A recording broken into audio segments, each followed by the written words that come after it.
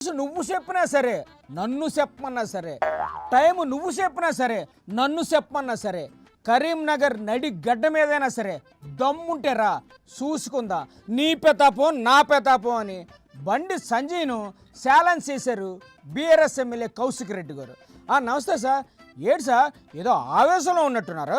అసలు నీకేమైనా దిమాగ్ ఉందా అవే బండి సంజయ్? అదేంటి సార్ కేంద్ర మంత్రిని పట్టుకొని అంత మాట అనేసినారు, నోటికి ఎంత వస్తే అంత మాట అనేడు ఏంటి?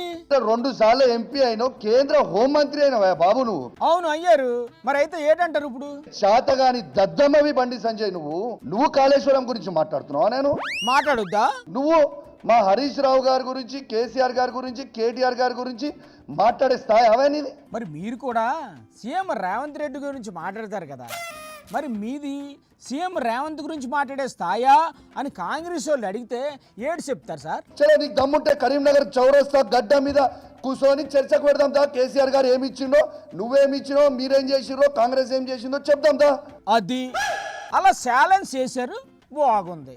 చర్చకు రమ్మనండి, సమస్యల మీద చర్చించండి. ఇలా తిట్టుకుంటే ఏమొస్తా సార్? మీరు ఒకటంటే వాళ్ళు 2 అంటారు. రోజు ఇదే పనే ఏంటి?